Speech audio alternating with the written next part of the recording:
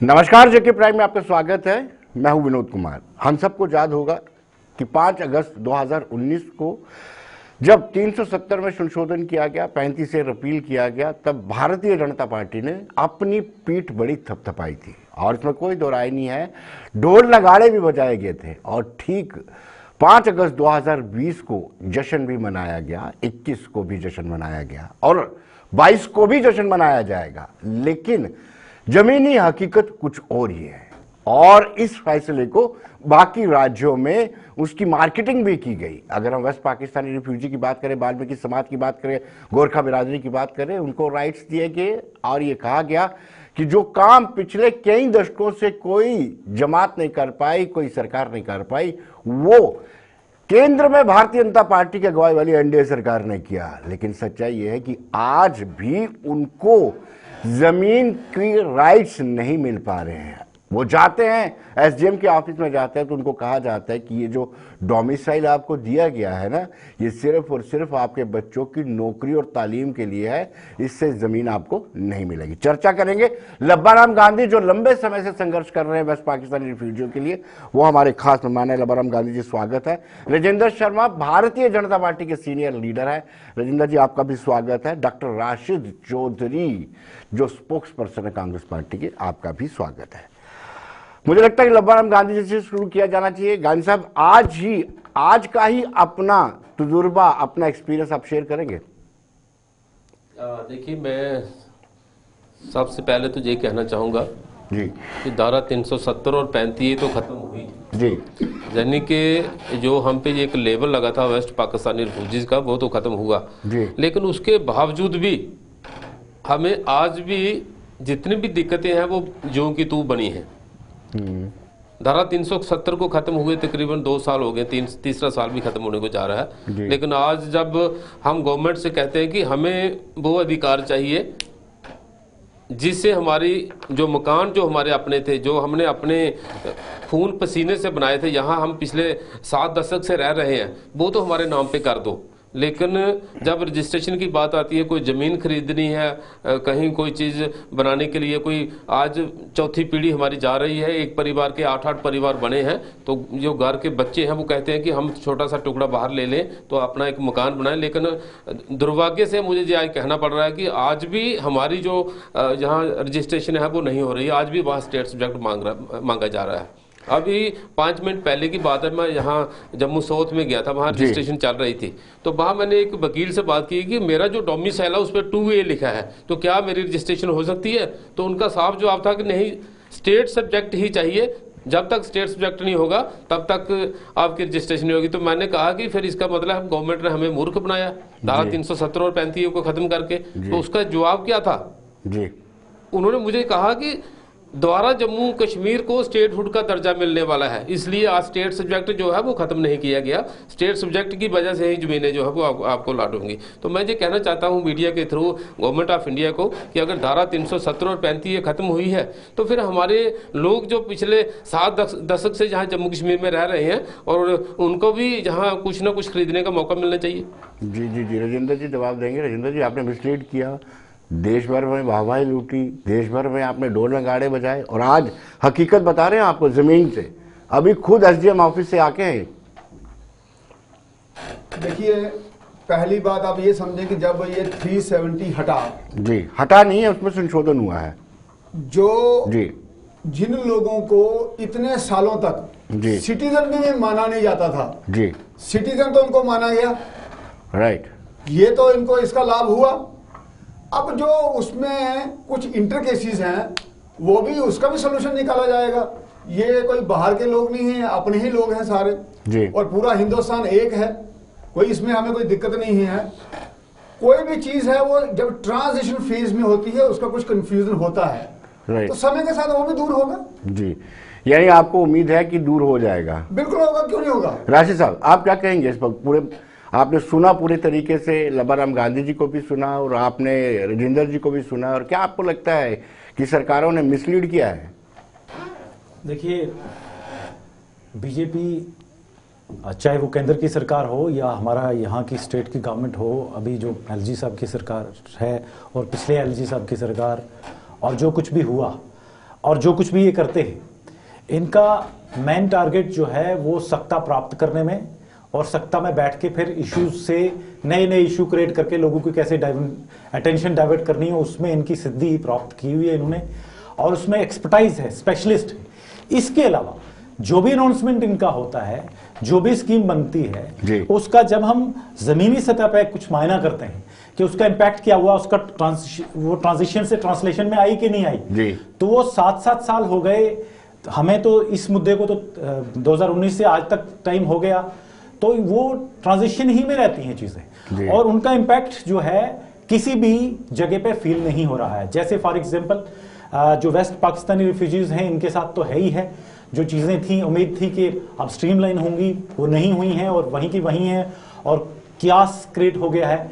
एक डॉक्यूमेंट जिसको आप कहते हैं, कभी कहते हैं वैलिड है, कभी कहते हैं नहीं है, तो ये जनता, बाकी जो समाज के वर्ग हैं वो भी इसमें सफर कर रहे हैं। इसके अलावा जो भी वादे किए एम्प्लॉयमेंट के लिए, जम्मू कश्मीर के नौजवानों के साथ वादा किया कि इसके 370 के जाने से ये हो जाएगा, पाकिस्तान के साथ ये हो जाएगा, कोई मिलिटेंसी नहीं रहेगी, ऐसा नहीं रहेगा, वैसा नहीं रहेगा। तो जो जो वादे जो किए थे, चाहे वो किसी भी स्तर पे हम देख ले, जम्मू में इंडस्ट्रियलाइजेशन हो जाएगा, ऐसा हो जाएगा, वैसा हो जाएगा, जमीनी हकीकत डिफरेंट है। और वो जमीनी हकीकत सिर्फ ये है कि यहाँ पे माइनिंग माफिया, लिकर माफिया, यहाँ पे टोल माफिया, और क्या क्या आ गया है जम्मू में। आप देखिए जो क्राइम रेट है जम्मू में, पिछले 1 साल में 15% क्राइम रेट जो है वो बढ़ गया है, और उसमें जो साइबर क्राइम रेट है वो 25% बढ़ गया। तो 1 साल में किसी भी प्रदेश में 15% क्राइम रेट बढ़ना जो है अपने आप में दर्शाता है कि बीजेपी की मंशा क्या है, या सरकार की क्या मंशा है, और मोदी जी का यहाँ कितना फोकस है और क्या है। जी राजेंद्र जी, आप जवाब देंगे। मुझे लगता है कि उन्होंने सीधा सीधा आरोप लगाया है आप पर कि सत्ता को पाने के लिए ही आप इस तरह के फैसले करते हैं, और जो उन्होंने नहीं कहा वो भी मैं कह देता हूं कि जम्मू कश्मीर को एक प्रयोगशाला बना रखा है, जिसमें प्रयोग जो जम्मू कश्मीर में किए जाते हैं, इस्तेमाल बाकी राज्यों में किए जाते हैं।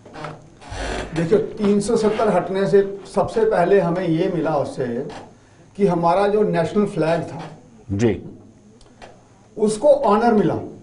एक फ्लैग हो गया पूरे देश में, इससे पहले भी उस फ्लैग को ऑनर, नेशनल 2 फ्लैग थे हमारे यहाँ जी। आप ये समझें, सबसे बड़ी बात यह है कि जो हमारे एक साइकोलॉजिकल बैरियर था वो टूटा। ये अपने आप में एक छोटी बात नहीं थी जी। और आप इसके साथ में ये भी देखिए, मेरे भाई तो ये बोल रहे हैं कि इन्होंने कुछ नहीं किया, ये बोलते कुछ हैं, करते कुछ हैं। मुझे ये बताओ, पिछले 4-5 साल में जो डेवलपमेंट हुई है, क्या बात है, वो किसी ने कभी देखी थी? आपके रेलवे के प्रोजेक्ट हो, हमने भी नहीं देखी जी, हमने भी नहीं देखी, इतनी महंगी बजरी नहीं देखी हमने। हकीकत की बात करनी है। रोड्स हो, आज श्रीनगर में आने वाले दिनों में 5 घंटों में हम पहुंचेंगे। आपने भी पहले रोड देखे थे, अभी भी जो बने हैं वो आप देख रहे हैं जी। आपका रेलवे का लिंकेज है, कितना फास्ट चल रहा है वो जी। कम्युनिकेशन हमारा कितना फास्ट हो गया। आपका रोड यहाँ एक दिल्ली से कटरा और माता वैष्णो देवी बनेगा, एक्सप्रेस हाईवे राइट, वो बना है। रिंग रोड बन रहा है। आयुष्मान भारत जी, आयुष्मान भारत पूरे जम्मू कश्मीर में, सिर्फ एक जम्मू कश्मीर इकलौता एक ऐसा राज्य है जहां हर व्यक्ति को आयुष्मान कार्ड मिला है, 1,30,00,000 लोगों को। अब आप इसमें ये देखिए, आयुष्मान के साथ साथ में जो मेन लॉज की कंकरेंस थी, दिल्ली में कोई लॉ बनता था वो यहां नहीं लगता था, आज ऐसा नहीं है। आपको ये जान के हैरानगी होगी, काफी लोगों को इसकी जानकारी नहीं है जो मैं अभी देने वाला हूं। जी जी। जब हम बिल्डिंग परमिशंस की साइड प्लान के अप्रूवल के लिए जाते थे, तो आपने देखा होगा अग्रेरियन एक्ट में हमारे रेवेन्यू में वायलेशंस हुई होती थी। कैसे? जैसे मैं न्यू प्लाट में रहता हूं, तो वो एरिया रेवेन्यू रिकॉर्ड में खड लिखा होगा, तो मेरे को उसकी एनओसी नहीं मिलती थी जी। लेकिन अभी उसमें हमारा जो लैंड डेवलपमेंट एक्ट है उसमें संशोधन हो गया जी, सेक्शन 11 में, उसके साथ सेक्शन 11A लग गया। उसमें क्या है, जो मास्टर प्लान में चीज बताई गई होगी, अगर उसको रेजिडेंशियल बताया है तो वो खड नहीं काउंट होगी, वो रेजिडेंशियल ही होगी। ये कितना बड़ा लाभ मिलेगा हर व्यक्ति को जी। ये भी 370 हटने के बाद में मिला हमें। लेकिन अब इसी राजेंद्र प्रकार जी से- राजेंद्र जी सवाल ये उठता है कि वेस्ट पाकिस्तानी रिफ्यूजियों ने आपका हाँ, क्या इनका बिगाड़ा मुद्दा तो है। वो लंबे समय से आप ही का समर्थन करते आए हैं। पार्लियामेंट्री इलेक्शन में उन्होंने आप ही को वोट दिया है और आपने हर बार अपने मैनिफेस्टो में बड़ी तरजीह दी है। अब आपने कर भी दिया। जंगल में मोर नाचा किसने देखा? क्या उसका फायदा? सिटीजनशिप राइट्स मिल गए।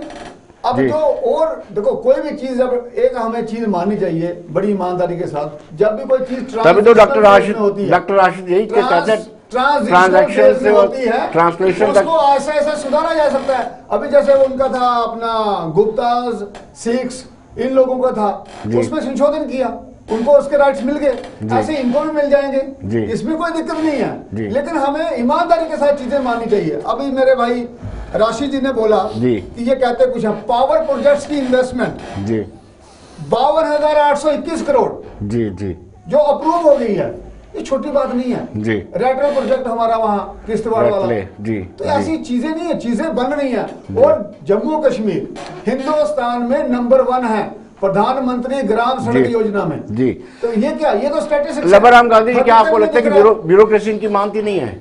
देखिए, आपको मैं सबसे ज्यादा दोषी तो ब्यूरोक्रेट को ही मानूंगा। जी। बाकी भारतीय उनकी सुनवाई नहीं है। भारतीय प्राइम मिनिस्टर ने जो हमारे लिए किया, खासकर वेस्ट पाकिस्तानी फौजी और गोरखा समाज या वाल्मीकि समाज के लिए, वो तो एक सराहनीय कदम था। उसका जो फल जो है हमारे लोगों को मिला, वो हम जिंदगी भर भूल नहीं सकते। जी। लेकिन अफसोस ये है कि जब ये लैंड एग्रीमेंट एक्ट बना, तो इसमें जो 17 था वो इन्होंने रिमूव कर दिया, जिससे हमें बेनिफिट्स मिलना चाहिए था। जी। उस समय इनको ये ध्यान नहीं आया कि जो वेस्ट पाकिस्तानी रिफ्यूजीज हैं, जो जिस जमीन पे बेचारे पिछले 70 सालों से रह रहे हैं, वहां उन्होंने अपनी मेहनत करके जड़ी बूटियां उखाड़ के, किसी ने 1 कनाल, किसी ने 2 कनाल, अपनी रोजी रोटी के लिए, गुजारा करने के लिए एक जमीन पैदा की थी। तो आज इन्होंने क्या किया, वहां पे भी स्टेट लैंड के बोर्ड लगा दिए। जबकि एक्ट अगर 17 वहां रहता तो ये वेस्ट पाकिस्तानी रिफ्यूजीज को दफा 4 और दफा 8 का इंतकाल करके देते, तब हमें खुशी होती कि वेस्ट पाकिस्तानी रिफ्यूजियों की कोई सुनवाई हुई है। उल्टा इन्होंने क्या किया कि यहाँ हमारे लोग रहते थे, बड़ी मेहनत से नदी नालों में कहीं जमीन जो उखड़ बुखड़ जमीन थी उसको दुरुस्त करके अपने जीविका के लिए तैयार किया। आज क्या किया कि इन्होंने वो जमीन जो होगी, उसकी जो गर्दौरियां थी पिछले 70 सालों से चल रही थी, वो भी इन्होंने काट दी, ताकि आप लोगों के लिए हर तरफ से अंधेरा जो है वो छा गया। हमारे लोग जो है इतने दुखी हैं कि हमें तहसीलदार की तरफ से जहां तक कहा गया कि इस बार आप वहां फसल नहीं लगा सकते, ये स्टेट लैंड है, तो फिर खाली हमें स्टेट्स क्या बोलते हैं, डोमिसाइल दे के बाकी हमारी जो रोजी रोटी थी, जहां हमारा अनाज पैदा होता था, वो भी हमसे छीना जा रहा है। तो ये तो गलत है ना। इसके लिए अगर कोई दोषी है तो ज्यादा ब्यूरोक्रेट्स हैं। दूसरा मैं ये कहूंगा कि अगर मेरे भाई ने जहां बात की है डेवलपमेंट की, डेवलपमेंट तो हुई है, वो तो कॉमन इशू है। डेवलपमेंट तो कोई भी गवर्नमेंट आती है, उसका एक मेन मैनिफेस्टो होता है कि मैं डेवलपमेंट करूं ताकि दूसरी बार भी लोग मेरा साथ दें। जी।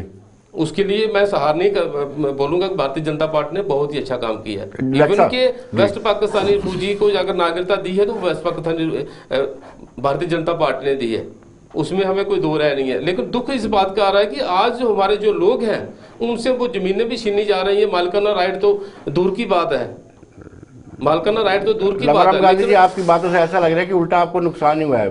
डॉक्टर राशिद विकास की बात कर रहे हैं राजेंद्र जी। देखिए, विकास की बात कर रहे हैं, इनको पूरा करने का हक है, मगर मैं 2 चीजों का इनने कहा उन्हीं की बात बताता हूं। आयुष्मान कार्ड सबको मिले हैं, ठीक है, मैंने आपने बनवाया हो ना बनवाया हो, बट हम मान लेते हैं सबको मिले हैं जी। ये सुनने वाले डिसाइड करेंगे कि जब वो आयुष्मान कार्ड लेके हम कहीं जाते हैं तो उसकी क्या हालत होती है और किस प्रकार का, किस तरह का ट्रीटमेंट उससे मिलते हैं और क्या होता है। ये ग्राउंड रियलिटी की बात है जी। सिलेंडर सबको मिले हैं, मगर उस सिलेंडर में गैस भरवाने के लिए पैसे लोगों के पास दुगना तिगना प्राइस हो गया, तो कहां पैसे हैं? वो सिलेंडर कोई किसी का बैठने के काम रखा हुआ, कोई दुकानों पे रखा है, कोई मकानों पे, कोई किसी ने किस काम किचन में सजा के रखे हुए हैं, किससे? जो भी पॉलिसी इनकी बनती है, पॉलिसी का मेन मुद्दा होता है एडवर्टाइजमेंट, मार्केटिंग और प्रमोशन और पोजिशनिंग।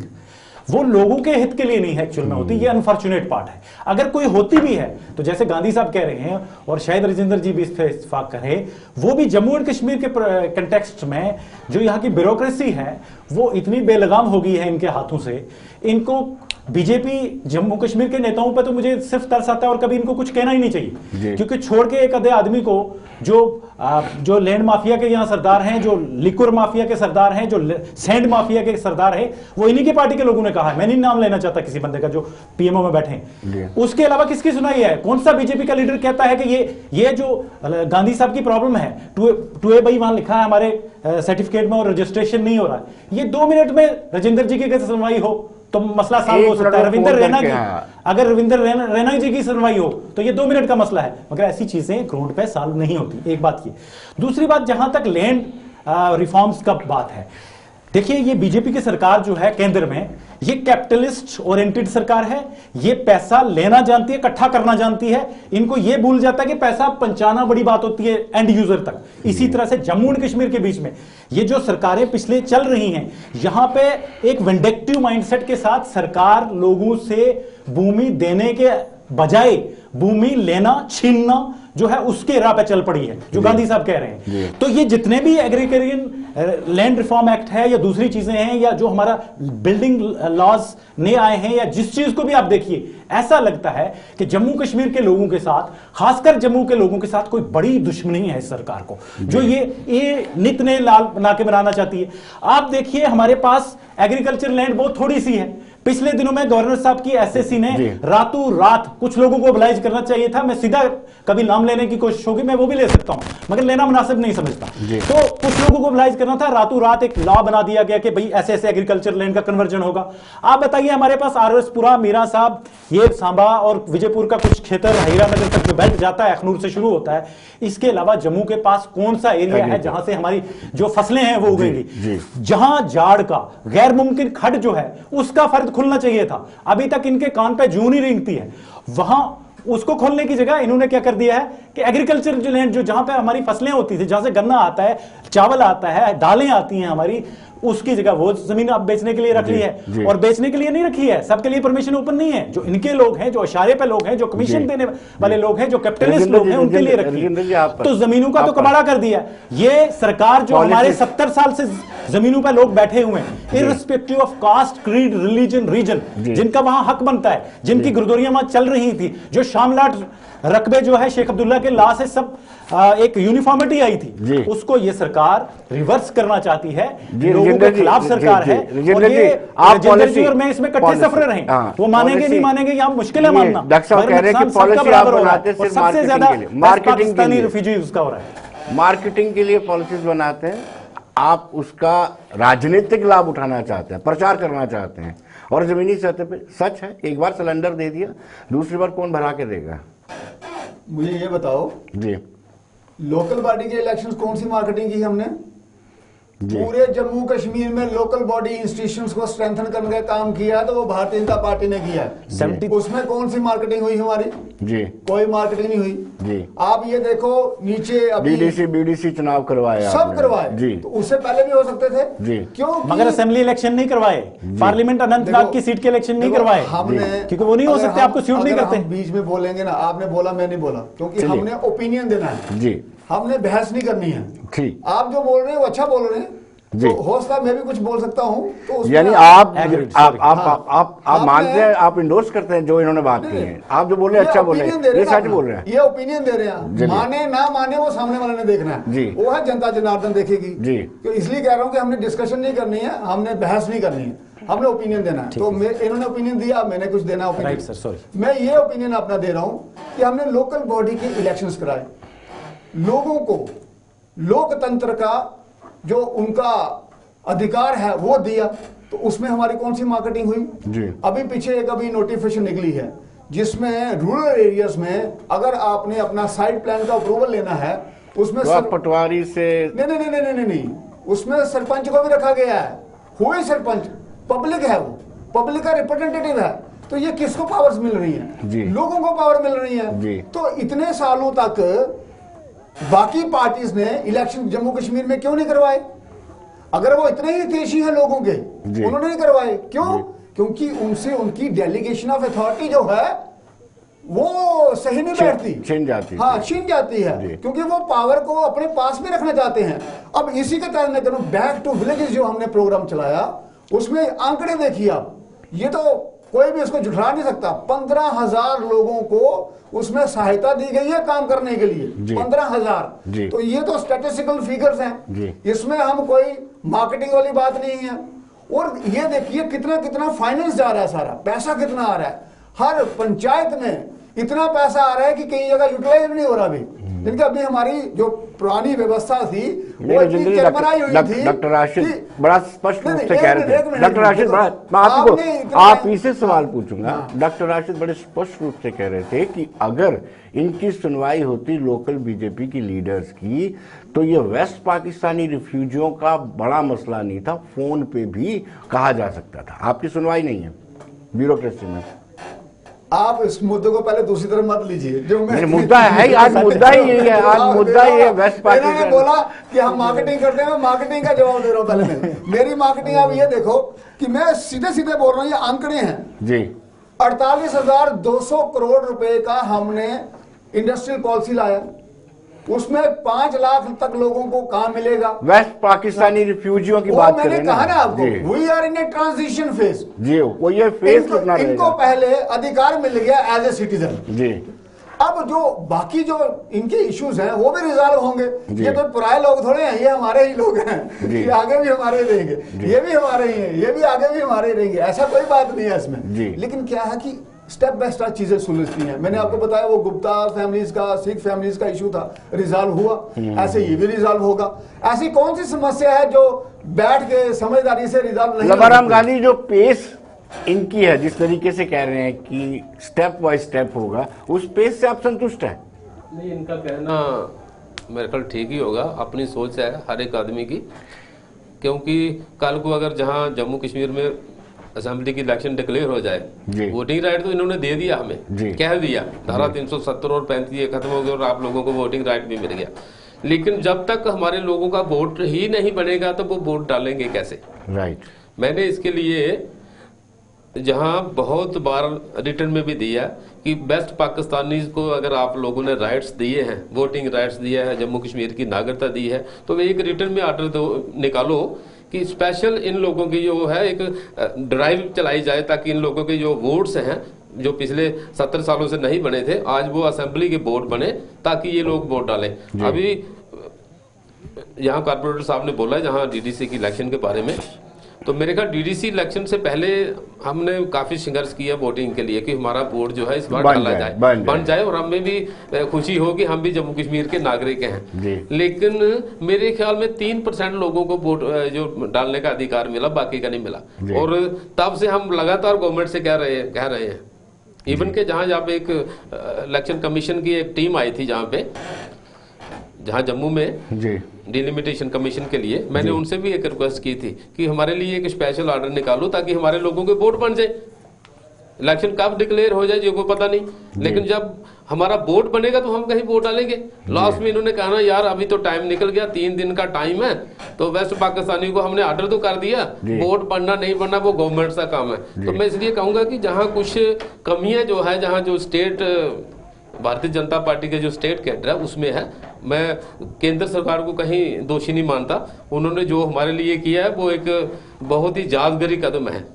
5 अगस्त जो है हमने इसलिए मनाने का लगातार फैसला किया कि जैसे 15 अगस्त को आम जम्मू कश्मीर भारत के नागरिक को आज़ादी मिली थी, हमें बेसिकली अगर देखा जाए तो हमें आज़ादी मिली है 5 अगस्त 2019 को।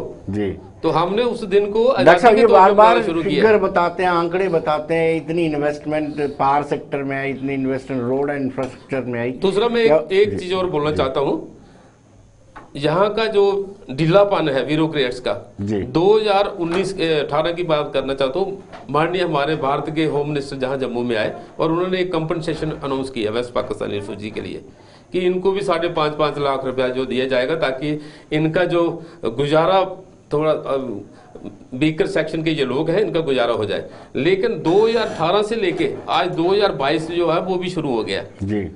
100 फैमिली जो है ना, 100 फैमिली जो है उसके खाते में अभी तक मैं कंपनसेशन नहीं गया। 4 सालों में 100 लोगों 100 लोगों को कंपनसेशन इन्होंने भेजा, तो जबकि मिनिस्ट्री का काम गवर्नमेंट, है। जबकि जम्मू कश्मीर की गवर्नमेंट खुद मानती है कि 5764 फैमिली थी जब ये 1947 में आई थी। तो मैं इनको कहता हूं कि अगर आपने 5764 फैमिली का आपने नाम लिखा है कि वो रिफ्यूजी है, बाकी वालों को आप नहीं मानते। हमारा जो संस्था का एक कैडराइज सिस्टम है उसमें हमने 22,000 फैमिली रजिस्टर की है, लेकिन आप 5,700 को तो दे दो। आपने पिछले 4 सालों में 100 आदमी को कंपनसेशन नहीं किया। बार बार ये फिगर आंकड़े गिनाते हैं, क्या कहेंगे आप? कितना विकास आपको नजर आता है, क्या दिखता है? जहां तक पीआर पंचायती राज इंस्टीट्यूशन का ताल्लुक है तो 73rd 74th अमेंडमेंट कांग्रेस का ख्वाब था जो राजीव जी ने पूरा किया, और जम्मू कश्मीर में पहले भी इलेक्शन होते रहे, और इस इलेक्शन के लिए हमने कोलिशन सरकार उमर अब्दुल्ला साहब के साथ दाव पे लगा दी थी। राहुल गांधी यहाँ पे खुद आए, प्रोटेस्ट हुए, और आज जो इलेक्शन हुए मैं इनको याद करवाना चाहता हूँ। अच्छी बात है इलेक्शन करवाए इन्होंने, तो वो इलेक्शन, वो ड्राफ्ट जो है, वो लॉज जो बने हैं इलेक्शन के ना, वो जो कमेटी थी सैफुद्दीन सूद साहब जिसके चेयरमैन थे, और रविंदर शर्मा उसको ड्राफ्ट करके, और कुछ वकील हजरात के पंगोत्रा साहब, शाह महमूद साहब, उनका किया हुआ एग्जैक्टली डिट्टो वही ला है जिन पर इलेक्शन हुआ है। और ये इलेक्शन होना अच्छी बात है। अब इन्होंने, एक मेरे भाई ने बात की है कि क्योंकि हमें ये हजम नहीं होता था कि उनकी जो अथॉरिटी है वो उनके पास चली जाए, तो इसका मतलब है जो असेंबली के इलेक्शन है, जो पार्लियामेंट की सीट 2 खाली रही उनके इलेक्शन है, वो इनको हजम नहीं होता है कि असेंबली के इलेक्शन हो जाए। बीजेपी डायरेक्ट कंट्रोल करना चाहती है, तो कुछ ना कुछ तो ये खुद ही अपनी बात में वो हंसते हैं। जहां तक डेवलपमेंट की बात रही, तो डेवलपमेंट के छोड़ के हम वेलकम करते हैं, रिंग रोड है, हम वेलकम करते हैं कि दिल्ली से कटरा तक, माता वैष्णो देवी तक एक्सप्रेस वे बनेगा, हम वेलकम करते हैं। इसी तरह का एक आधा कोई प्रोजेक्ट और है। इसके अलावा 90% प्रोजेक्ट तो वो हैं जिनके फीते मोदी जी ने काटे, मैं नाम लेके बताता हूं, और प्रोजेक्ट जो है यूपीए के दिए हुए हैं। आप आईआईटी और आईआईएम्स की बात कर लीजिए, पिछली गवर्नमेंट के प्रोजेक्ट है। आप उधमपुर वाला रिंग रोड जो हाईवे बन रहा है हमारा NH44 पिछली गवर्नमेंट का है। आप रेल लिंक का बात कर रहे थे, पिछली गवर्नमेंट का है। चेन्नई नासिक टनल पिछली गवर्नमेंट का है। जोजिला की जितनी बार मर्जी उद्घाटन कर लीजिए, पिछली गवर्नमेंट का। अटल सेतु जो अभी नाम रखा आपने, वो पिछली गवर्नमेंट का बनाया हुआ, आपने तो फीता काटा। तो ये फीते काटने वाली राजनीति जो है नहीं होनी चाहिए। डेवलपमेंट कहां हुई है मैं बताता हूं।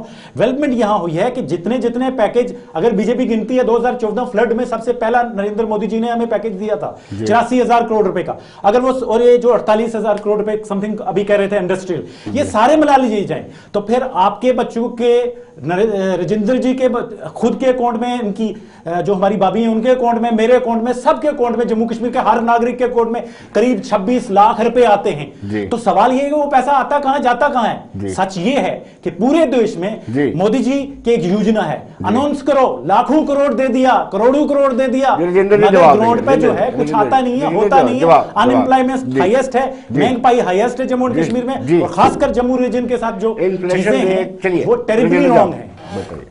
देखो, आपको पता है कुछ चीजें मैं बिल्कुल सही बोलता हूँ। आप ये देखो, इन्होंने कहा अनएम्प्लॉयमेंट हाईएस्ट है। मैं एज ए कॉर्पोरेटर, मेरे वार्ड में ऑटो हैं हमारे सैनिटेशन के लिए, उन स्पीकर पर मैंने अनाउंसमेंट करवाई। मैं आपको प्रैक्टिकल बात बता रहा हूँ, सही बात है बिल्कुल, और मैं ऑडियो में सुना दूंगा। मैं पूरे वार्ड में मैंने घुमाया, भाई जिन लोगों को भी आर्थिक सहायता चाहिए और काम करने की ट्रेनिंग चाहिए, वो मेरे से संपर्क करें। 20,000 की आबादी है मेरे वार्ड की, 9,000 उसका वोट है, 7 लोग आए, सिर्फ 7। 3 दिन मैंने ऑटो घुमाया, तो मुझे बताओ अनएम्प्लॉयमेंट कहाँ है जी? मेरी खुद की फैक्ट्री है जी। एक आदमी को मैं डोर इंस्टॉलेशन करने के लिए 600 रुपया देता हूँ जी। 400 आदमी ने मेरे पास लेबर कार्ड बनाया हुआ है। हर व्यक्ति को बोलता हूँ ट्रेनिंग मैं दूंगा तो ये काम कर, किसी ने नहीं किया आज तक। मेरा कहना ये मतलब है कि हम ऐसे बोलते हैं अनएम्प्लॉयमेंट है। मुझे ये बताओ, आप यूडा के पास जाओ, आपको हर चीज की ट्रेनिंग फ्री में मिलती है जी। आपके पास पैसे हैं देने वाले सरकार के पास, जो सब्सिडाइज लोनिंग मिलती है काम करने के लिए जी। कितने लोग अवेल कर रहे हैं उसको जी। DIC के पास पॉलिसी है एंटरप्रेन्योरशिप डेवलपमेंट करने के लिए। आपके पास अगर आप काम कर रहे हैं, मुद्रा योजना है 10 लाख वाली, कोई किसी चीज की कमी नहीं है, सिर्फ कमी है एक चीज की, वो है एटीट्यूड। नहीं राजेंद्र जी, तो आप सब्जेक्ट से डिरेल हो जाते हैं, सच्चाई सुनना, ये सच्चाई की बात कर रहा हूं मैं वेस्ट गवर्नमेंट के आंकड़े हैं कि हाईएस्ट एम्प्लॉयमेंट है 70 साल में। देखो मैं वेस्ट पाकिस्तानी एम्प्लॉयमेंट, मैं आपको एक एग्जांपल बताता हूँ। जूडा को मैंने फोन किया, मैंने कहा आपने जितने लोगों को भी कारपेंटर की ट्रेनिंग दी है वो मेरे पास भेजो, कोई नहीं आया आज तक। 4 बार मैंने बैक कॉल राजेंद्र जी, मैंने कहा था कि वेस्ट पाकिस्तानी रिफ्यूजियों नहीं, की आप जो रिफ्यूजी दिक्कत है, आप उनकी डेवलपमेंट दर्द, आपने मुझे बोला, ये बोल रहे हैं कि आप आंकड़े बता रहे हैं, मैं आपको बता आप रहा हूं। सरकार का हिस्सा उसके बाद में है, आप ये सरकार है, सत्ताधारी पार्टी लोगों के है, अकाउंट आपको में- जवाब देना पड़ेगा। लोगों के अकाउंट में कोविड में पैसे गए कि नहीं जी। गए? जनधन योजना में जिन्होंने अकाउंट खोले थे उनके अकाउंट में 500 रुपया 3 महीने के लिए आया कि नहीं आया? जी। जिनके पास लेबर कार्ड थे उनके पास 1000 रुपया आया कि नहीं आया? जी। राशन लोगों को फ्री मिला कि नहीं मिला? जी ये सारे काम किसने किए हैं? ये कोई आंकड़े थोड़े हैं। जी, ग्राउंड में लबरम गांधी, आखिरी सवाल आपसे ही जानना चाहूंगा कि ये क्यों ऐसा कर रहे हैं बीजेपी वाले, या सरकार ऐसा क्यों कर रही है? या तो बीजेपी वालों की सुनवाई नहीं है, एक छोटा सा आदेश निकालना है कि डोमिसाइल वालों को आप जमीन के मालिकाना हकूक दे सकते हैं। हाँ, देखिए, इसके लिए तो मैंने केंद्र से डॉक्टर जितेंद्र सिंह से भी बहुत बार बात की जी। और उनसे भी कहा कि आप खुद इसमें इन्वॉल्व हो इंटरवेन गए करें, तो जी। तभी हमारी बात बनेगी। जी। लेकिन जहाँ मैं जम्मू की बात करना चाहता हूँ, एक तो कोविड की वजह से भी प्रॉब्लम है, जी। दूसरा जब हम कहें कि किसी ऑफिस में जाते हैं तो बोलते हैं कि कोविड है जी, आप अंदर नहीं जा सकते।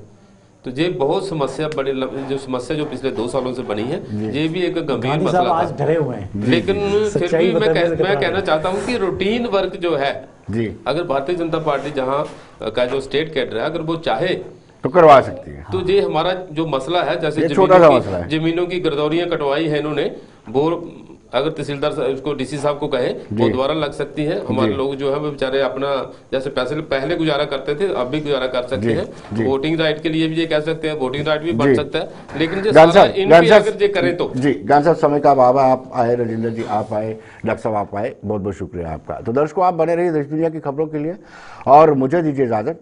नमस्कार।